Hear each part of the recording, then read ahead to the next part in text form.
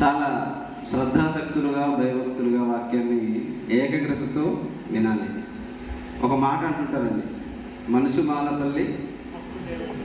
ఆమె చెప్పండి స్త్రీలు, మనసు మాలపల్లి ముక్కు దేవుడు గుడి. ఏమండి, అది మనం ఇక్కడ అప్లై చేసుకుందాం. మనసు ఎక్కడ తిరిగి వస్తుందంట? అమెరికాకే నేను వస్తుంది. ఆ మనసును కంట్రోల్ చేయగలిగే శక్తి దేనికి ఉంది? ఏమండి, ఆ మనసును కంట్రోల్ చేయగలిగే శక్తి దేనికి ఉంది? బంగారం కనకండి. ఏమండి, లేదా ఇంకొకటి చికెన్ బిర్యానీ కనకండి. ఏమండి, ఇప్పుడు టైం అయింది కదా, ఎంత అయింది? 12:30 అయింది. రైట్. దేవుని పిల్లలారా, ఈరోజు ప్రతి ఒక్కరు కూడా ఆలోచించవలసింది, ఏమండి, ఆలోచించి నేర్చుకోవలసిన విషయం ఏంటంటే ప్రియులారా, దేవుని వాక్యం విషయంలో చాలా జాగ్రత్త తీసుకోవాలండి. ఎంత జాగ్రత్త అండి? నీ బట్టల విషయంలో జాగ్రత్త తీసుకుపోయినా పర్వాలేదేమో. బట్టలు పోతే అండి, బట్టలు పోతే చెప్పండి, చాలా మంది మాట్లాడలేదు. బట్టలు పోతే ఏం చేస్తామండి? కొనుక్కుంటాం. బంగారం పోతే అమ్మ స్త్రీలు, వెండి చీరకు పోతే చెప్పండి ఏం చేస్తాం? మన హృదయం నుండి వాక్యమే పోయింది అనుకోండి, ఏం చేయాలి? ఇసుకరెత్తిలా ఉరేసుకుని చచ్చిపోవాలి. చెప్పండి ప్రియులారా, ఆలోచించండి. హృదయం అనేది చాలా మోసకరమైనది ప్రియులారా. విత్తబడిన వాక్యము ఎవడెత్తుకుపోతాడట? అందరూ తెలుసు కదా, రైట్. కనుక ప్రియమైన దేవుని వల్లరా, విత్తబడిన వాక్యాన్ని ఎత్తుకుని పోయేవాడు ఒక దొంగోడు ఉన్నాడు. ఆ దొంగోడు చేతిలో పడిపోకుండా కాపాడుకోవలసిన బాధ్యత అది మనకి విడిచిపెట్టేశాడు. ఎవరు విడిచిపెట్టాడు? తండ్రి అయిన దేవుడు మనకి విడిచిపెట్టేశాడు. మరి ఆయన హృదయంలో మరి ఏంటి, మన హృదయాల్లో మరి ఆయనకు చోటిస్తున్నామో లేదనుకుంటే యేసుక్రీస్తుకు చోటిస్తున్నామో చూసుకోండి. తలుపు వేసామట, తలుపు వేసేస్తే ఎక్కడ తడుతున్నాడు ఆయన? అరే కళ్యాణ్ తలుపు తీరా, అరే రాకేష్ తలుపు తీరా, అరే చిట్టి తలుపు తీరా అని ఎవరు తట్టుతున్నారు? ఎవరు తడుతున్నారండి? ప్రకటన గ్రంథం 3వ అధ్యాయం చూడండి ఒకసారి పిల్లలు, చూడండి. ప్రకటన గ్రంథం ఏమంటే, మనలందరినీ కూడా మందమత్తులుగా, దేవుని వాక్యం అంటే ఇష్టం లేని వారిగా, ఎంత మనల్ని మోసం చేస్తాడు అని ఒక అద్భుతమైన మాట రాసుకొచ్చాడు. 3వ అధ్యాయము అయితే అందరు తీయండి. 20 వచ్చిన చదవండి ప్రియులారా. 19 చదవండి, 19 బాగుంటుంది. నేను ప్రేమించు వారిని గద్దించి శిక్షించుతున్నాను గనక నీవు ఆసక్తి కలిగి మారు మనసు పొందుము. ఇదిగో నేను తలుపు నొద్ద నిలుచుండి తట్టుచున్నాను. ఎవడైనను నా స్వరము విని తలుపు తీసిన ఎడల నేను అతని యొద్దకు వచ్చి అతనితో నేను, నాతో కూడా అతడును భోజనము చేయుదము. చూడండి, అద్భుతమైన మాట రాసుకొచ్చాడు కదా ప్రియులారా. ఇది ఎవరంటున్న మాట ప్రియులారా? కొత్తగా వచ్చిన సోదరులకు అర్థమవుతుందా బ్రదర్స్? అర్థమవుతుందా? ఇది ఎవరు చెప్తున్న మాట? శిలువ మీద చనిపోయారా? ఇదిగో శిలువ గుర్తించారు ఇక్కడ. కలవరి శిలువ మీద చనిపోయాడే ఒక మహానుభావుడు. క్రీస్తు సగం అని, క్రీస్తు పూర్వం అని లెక్కిస్తున్నాం చూసారండి. ఈరోజు క్రీస్తు పూర్వము, మనం ఏ శకంలో ఉన్నామో చెప్పండి? క్రీస్తు పూర్వంలో ఉన్నామా, క్రీస్తు శకంలో ఉన్నామా? క్రీస్తు శకంలో ఉన్నాం. అంటే శిలువ మీద చనిపోయాడు. కాల విభజనలో ఎవరిని లెక్కించింది ఈ ప్రపంచం? ఒక మత ప్రబోధకుడునా? కాల విభజనలో ఒక మత ప్రబోధకుడునా? కాదు పిల్లరా. ఈ లోకానికి మహాజ్ఞమైన దిగ్గవరటండి యేసుక్రీస్తు వారే. వాడు ఎంతటి శాస్త్రవేత్తకైనా, వాడు ఎంత ఎంబీబీఎస్ అయినా, వాడు ఎంత లాయర్ అయినా, ఎంతటి వాడికైనా అండి, ఈవెన్ క్రిస్టియన్ కమ్యూనిటీకే కాకుండా ముస్లిం కమ్యూనిటీ కూడా ఎవరి దిక్కనమాట కాల విభజనలో? యేసుక్రీస్తునే మహానుభావుడు. ఈరోజు మతోన్మాదులందరికీ ఎవరి దిక్కనమాట? యేసుక్రీస్తు వారే దిక్క. ఎస్ అంటే కాలానికి అతీతుడైన తండ్రి అయిన దేవుడు కాల విభజన నా కుమారుని పేరే పెట్టాలనుకున్నాడు పిల్లల. ఏమండి ఆ యేసుక్రీస్తుని ఈరోజు మనం సోటు ఇవ్వగలుగుతున్నామా ప్రియులారా? బయటికి వెళ్ళిపోయాడు ఆయన. బయటికి వెళ్ళిపోయి తప్పుతున్నాడంట. ఎవరైనా తలుపు తీస్తారేమో, నేను అక్కడెళ్ళి ఉండాలి, వాళ్ళతో సహవాసం చేయాలి అన్న భావన, ఉద్దేశం ఎంత గొప్పదో చూడండి ప్రియులారా. అండి మనలో లోపాలు లేవా ప్రియులారా? లోపాలు లేవండి. ఇక్కడ చేతులు ఎత్తండి. నాలో ఏ లోపం లేదంటే నాలో చేతులు ఎత్తండి. ఏమండి నిజంగానే మీరు లోపం లేని వారుగా ఉంటేనండి, నిజంగా నీ వాచ్ ఇచ్చేస్తానండి నేను. లేదా ఒక 1000 రూపాయలు మీరు గిఫ్ట్కి ఇస్తాను. ఏ లోపం లేదన్నవాడు నీతిమంతుడు లేడు, ఒక్కడు లేడా? లేడు. ఎస్, దానిలో నో డౌట్. అయితే ప్రియమైన దేవుని పిల్లలారా, ఈరోజు ఆలోచించండి. ఏమంటే యేసుక్రీస్తు అనే మహానుభావుడికి ఈరోజు సోటిచ్చేవారు ఎంతమంది ఉన్నారు? అయితే ఆలోచించాలి ప్రియులారా. అయితే యేసుక్రీస్తు వారికి ఎందుకయ్యా సోటు ఇవ్వాలంటే ప్రియులారా, ఏమండి ఈ లోకమంతా కూడానండి దేవుని వాక్యము కానీ, దేవుని ఆలోచనలు కానీ, దేవుని సంకల్పం కానీ ఏ ఒక్కరు కూడా ఆలోచించకపోవడం వల్ల ప్రియులారా, ఏమండి ఈరోజు సమాజం అంతా కూడా పాడైపోయింది ప్రియులారా. రోజు చూడండి, మీరు న్యూస్ చూడండి ప్రియులారా, ఎక్కడైనా నేరాల ఘోరాలు జరుగుతూనే ఉన్నాయి. ఈ మధ్యకాలంలో చాలా బాధాకరమైన విషయం ఏంటంటే ప్రియులారా, ఏమండి చిన్న చిన్న పాపల్ని కూడా, ఇక్కడ చిన్న పాపలను చూసారండి, అంత పాపలను కూడా వదలట్లేదండి చాలా మంది మృగాలు. అంటే చిన్న పాపలను కూడా అనుభవించే స్థాయికి దిగజారిపోయారండి ప్రియులారా. ఈ సమాజానికి దేవుని మీద నమ్మకం లేదు. ఫస్ట్ ఆఫ్ ఆల్ ఏమండి దేవుడు అంటే భయం లేదు ప్రియులారా. ఎస్, దేవుడు అంటే భయం లేదు. నేను ఒక్కసారి నిజంగానే దేవుని భయపడి ఆయన వాక్యానికి శిరస్సు వంచి కాల విభజనలో ఆయనకే ఒకవేళ లెక్కించాలనుకుని ఈ సత్యం నమ్మగలిగితే ప్రియులారా, ఆ యేసుక్రీస్తు వారే అండి లోపాలు మనలో ఉన్న సరే ప్రియులారా, ఆయన నాకు సోటు ఇవ్వండి అయ్యా అంటున్నాడు యేసుక్రీస్తు వారు. ఏమండి ఎవరైనా తలుపు వద్ద నుండి తప్పుతున్నాడంట యేసుక్రీస్తు వారు. యేసుక్రీస్తు వారు వాక్యానికి మనం చోటు ఇవ్వగలిగితే ప్రియులారా, ఏమండి ఎంతటి క్రూరుడైనా సరే చాలా ఈజీగా మార్చుకోవారేచ్చు ప్రియులారా. నీ ప్రవర్తన సార్ నాకు తెలిసి అండి, ప్రవర్తన చాలా ప్రియులారా. నీ ప్రేమ గుణము, నీ దయ గుణము ఇవి ఉంటే చాలా ఎటువంటి మార్చడానికి. వాడు క్రూరుడుగా మారిపోయాడా, వాడు ఉగ్రవాదైనా నక్సలైట్ అయినా ఎవరినైనా సరే మార్చగలిగే శక్తి దేనిలో చెప్పండి? మీ ఆత్మలను రక్షించగలిగే శక్తి కలిగిన వాక్యం వాడు. అంటే హృదయం అంతా కూడా కుళ్ళు కుతంత్రాలతో నిండిపోయిన, కష్టపట్టుకుపోయిన హృదయాన్ని మార్చగలిగే క్యాపబిలిటీ దేనికి ఉందండి? జీవం కలిగిన దేవుని వాక్యానికి ప్రియులారా. అవును, బండగా మారిపోయిందా? మాంసపు గుండెగా మారాలంటే ప్రియులారా, దేవుని వాక్యానికి ఖచ్చితంగా లోకం చోటు ఇవ్వవలసిందే. లోపాలు చాలా మందిలో ఉంటాయి ప్రియులారా. ఒక్కసారి చూడండి ఎఫెసు పత్రిక చూడండి ప్రియులారా. ఈ సందర్భంలో చూద్దాం. ఎఫెసులకు రాసిన పత్రిక. ఏమండి మనమందరం కూడా దేవుని సంఘంలో వచ్చాము, దేవుని కొరకు బ్రతకాలని తృష్ణ కలిగి ఉన్నాము, ఆయన సన్నిధానంలో పరిశుద్ధులుగా బ్రతికెళ్ళాలనుకున్నాను. అయితే చూడండి ఒక్కసారి చూడండి మన కొరకు ఎంతగా ప్రేమిస్తున్నాడు యేసుక్రీస్తు వారు. ఆ మాట చూద్దాం ప్రియులారా. ఎఫెసులకు రాసిన పత్రిక 5వ అధ్యాయం. పెళ్లి వివాహాలకు వెళ్తే ఈ సందర్భంలో మనం బాగా ఆలోచిస్తుంటాం. ఈ సందర్భంలో ఆలోచించడం అనేది మంచిదనేది నా అభిప్రాయం ప్రియులారా. చూడండి చూద్దామండి. 25వ వచనం చదవండి ప్రియులారా. 5వ అధ్యాయం 25వ వచనం. ఎఫెసు పట్టణానికి అపోస్తలుడైన పౌలు గారు రాస్తూ 5వ అధ్యాయము 25వ వచనం చూడండి. పురుషులారా, ఇంకా 10 నిమిషాలు ఉందని ముగించేస్తాను. ఆ పురుషులారా, మీరును మీ భార్యలను ప్రేమించండి, అటువలే క్రీస్తు కూడా, నోట్ దిస్ పాయింట్ మీరు, క్రీస్తు కూడా సంఘమును అమితముగా ప్రేమించి అది కలంకమైనను ముడుతైనను అట్టిది మరి ఏదైనను లేక పరిశుద్ధమైనదిగాను నిర్దోషమైనదిగాను మహిమగల సంఘముగాను ఆయన తన ఎదుట దానిని నిలవబెట్టుకొనవలెనని వాక్యముతో ఉదక స్నానము చేత దానిని పవిత్రపరిచి పరిశుద్ధపరచుటకై దాని కొరకు తన్ను తానే అప్పగించుకొనలేదా? అబ్బా, ఎంత అద్భుతమైన మాట అండి. ముడుతలు కనబడుతున్నాయి మనకి, అవును కదండి? కలంకము కనబడుతుంది. మన చూపులు మంచివి కాదు, మన ఆలోచనలు మంచివి కాదు, మన క్రియలు మంచివి కాదు, మన మాటలు మంచివి కావు. అంత దుర్భాషలాడే మాటలే. ఈరోజు ఏంటి యేసుక్రీస్తు దగ్గర వచ్చి బాప్తిజం చేశాను, నా జీవితం అంతా నేను పరలోకానికి వెళ్తానంటే వెళ్ళిపోతామా ప్రియులారా?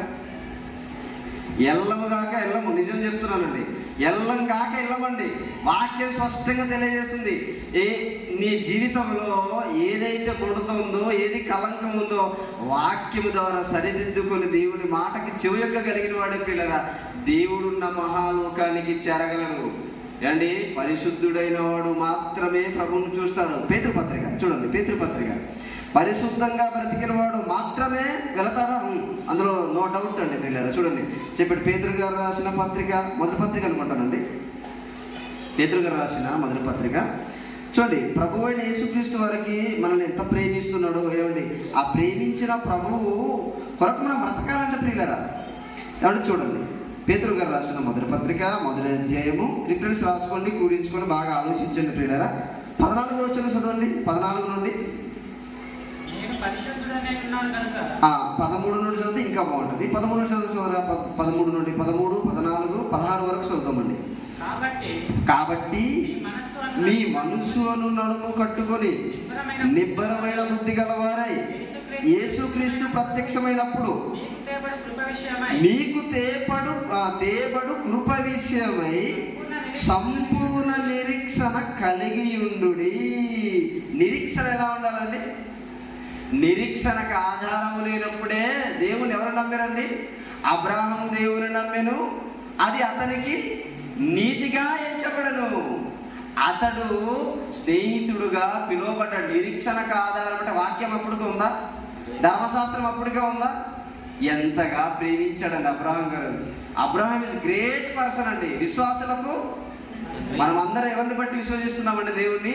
అబ్రాహాం గారిని బట్టి. అంటే అబ్రాహాం విశ్వాసులకు తండ్రి అయితే అబ్రాహాం గారు దేవుని అమితంగా ప్రేమించిన పిల్లలు ఎలా తెలుసా? ప్రయాణిస్తూ మనం పాడదాకా నడుచుకుంటున్నాడు చచ్చిపోతామండి మనం. మీరు వెళ్ళగలరండి? 2 hours వెళ్ళగలరా? పాడ నడుచుకుంటూ సోదరులారా, ఎవరు వెళ్ళగలరా? 2 గంటలు. అబ్రాహాం గారు అయితే 600 కిలోమీటర్లు 700 కిలోమీటర్లు వెళ్ళిపోయాడు. అబ్రాహాం గారు వచ్చి అంటే ఎక్కడికి వెళ్ళిపోయాడు తెలుసండి? వెళుతూ పండు వృద్ధుడండి. ఎప్పుడు 70 ఏళ్ళు. అమ్మ నీకు ఎన్ని సంవత్సరాలు ఉంటుందమ్మా? అమ్మ అక్కడ ఉంది, మన అందరికంటే పెద్ద తల్లిగారు అక్కడ ఉన్నారు. నాకు తెలిసి ఆవిడ 50 అనుకుందాం. ఏమంటే 50. అమ్మ మీరు చాకచక్యంగా పాడకి నడిచి వెళ్ళిపోగలరా? ఎక్కడో బస్సు వేస్తాం, నాకు తెలిసి ఆ సంగతి. అవునా కదండి? ఖచ్చితంగా అక్కడక్కడ ఉంటూ వెళ్తాం మనం. కానీ అబ్రాహాం గారు నడుచుకుంటూ వెళ్ళిపోతున్నారండి. వెళుతున్న తరుణమును ప్రియులరా, వెళుతున్నాడు. ఓకే, వెళుతూ తన తండ్రి గారు చనిపోయారండి. ఎవరిని నమ్మినందుకు చెప్పండి? ఎవరిని నమ్మినందుకు అండి? సైన్యములకు అధిపతియకు సర్వశక్తివంతుడైన దేవుని నమ్మినందుకు తండ్రి గారు చనిపోయాడు ప్రయాణంలో వెళుతున్నప్పుడు. తర్వాత తన సహోదరుడు కూడా చనిపోయాడు పిల్లరా.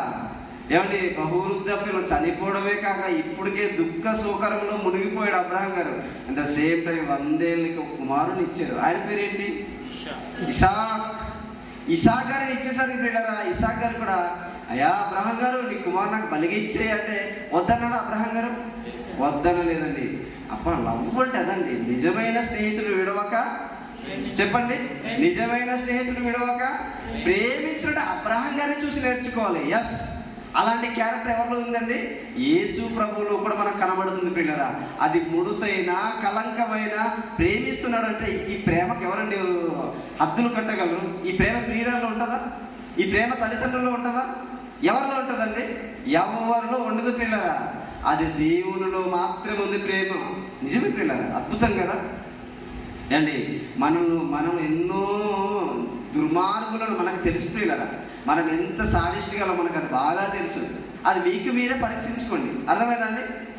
ఎదుటివాడు మిమ్మల్ని పరీక్షించడం ఉంది. కానీ నేను దేవుని ఒక్కసారి మీరు ఇదిగో రహస్యం వెళ్ళిపోయి కొండ మీద వెళ్ళిపోయి మీ క్యారెక్టర్ కోసం మీరు ఒకసారి ఆత్మవిమర్శ చేసుకోండి.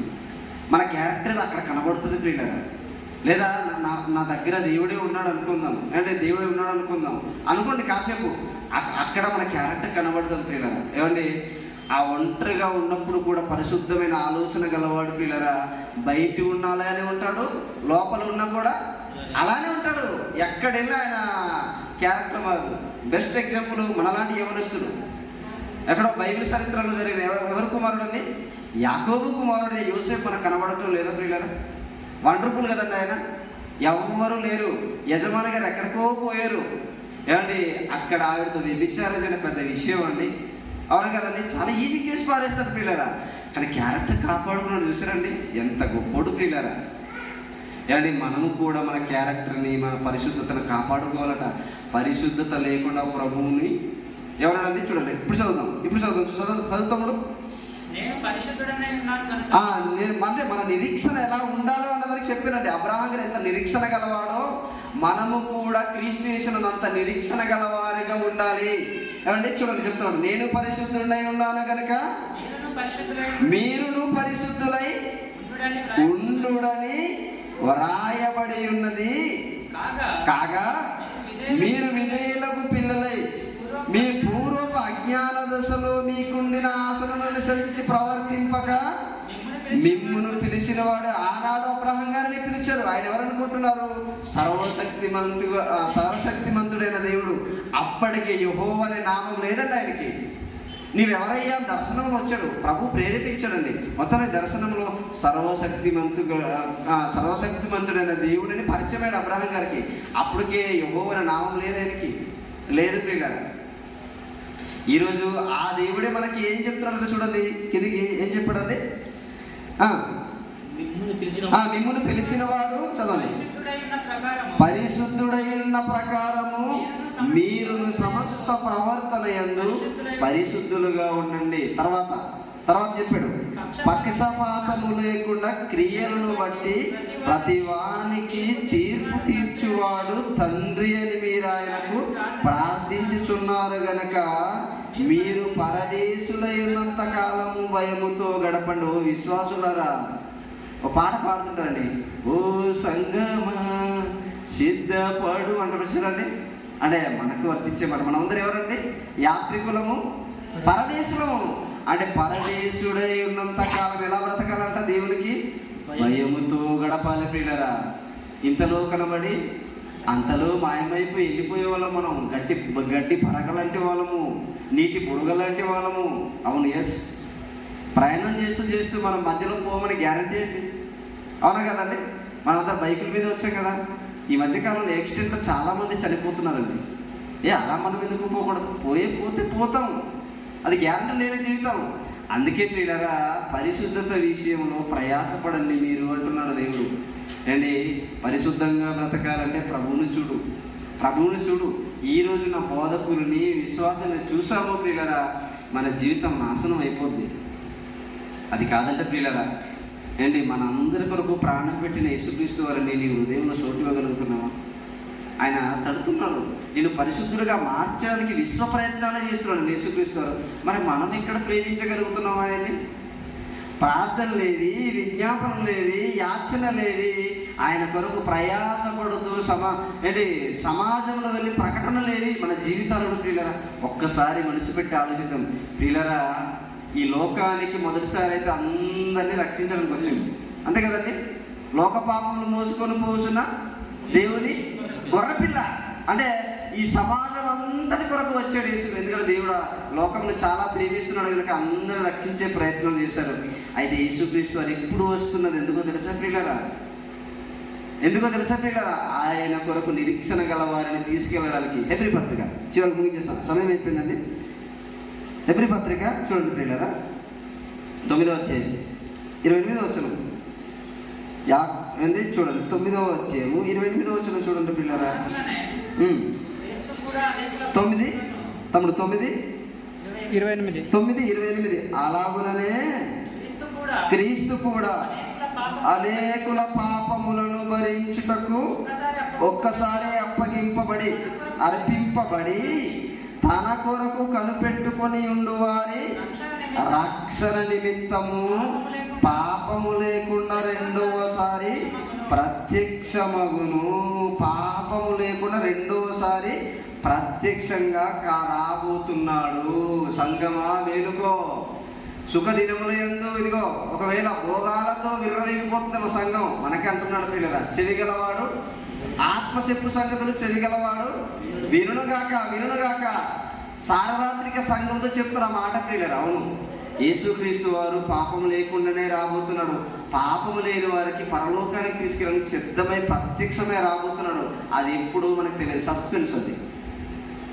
దేవుని ప్రియులారా, దేవుడు చెప్పిన మాటను మనం అనుసరించగలిగితే, దేవునికి ఒకసారి మనం చోటు ఇవ్వగలిగితే ప్రియులారా, ఏంటి మన హృదయం మనం, అందుకే మీరు అండి ప్రభువుని చూడాలంటే, అందుకే ఆయన ప్రసంగంలో ఒక అద్భుతమైన మాట ఆయన నోటి నుండి జారవాడిందండి. హృదయ శుద్ధి గలవారు ఎవరండి? హృదయ శుద్ధి గలవారు ఆయన చూస్తారట, వారు మాత్రమే దేవుని కుమారులు అనబడతారు, వారే దేవుని చూస్తారట. చూడండి ఎంత అద్భుతమైన మాట. యేసుక్రీస్తుని చూడాలని ఆశ ఉందా? నిరీక్షణ ఉందా? ఏమండి పరిశుద్ధుడైన సర్వశక్తిమంతుడైన దేవుని చూడాలనే ఆశ నీకుందా? అయితే ఈ రోజున మీరు ప్రారంభించండి, నిరీక్షణ కలిగి ఉండండి. ఎవరో వస్తే ఇక్కడ రాకూడదు పిల్లరా. అంటే పిలువబడిన వారు చెప్పండి, పిలువబడిన వారు అనేకులు, ఏర్పాట్లు ఉన్నవారు కొద్ది మందిగా మనమే ఉన్నామేమో చూసుకుందాం. అది కూడా మీరు విశ్వాసం గల వారే ఉన్నారో లేదో మిమ్మల్ని మీరే పరీక్షించుకోండి. పరీక్షించుకునే ముందు మీరు శోధించుకో, బాగా శోధించుకో. ప్రసంగం చేస్తున్నా నేను శోధించుకోవాలి, నేను కరెక్ట్గా భక్తిలో, నీతిలో, భక్తిలో, విశ్వాసంలో, నిరీక్షణలో కరెక్ట్గా ఉన్నానో లేదా నేను ముందు శోధించుకొని పరీక్షించుకోవాల్సిన అవసరం ఎంతైనా ఉంది.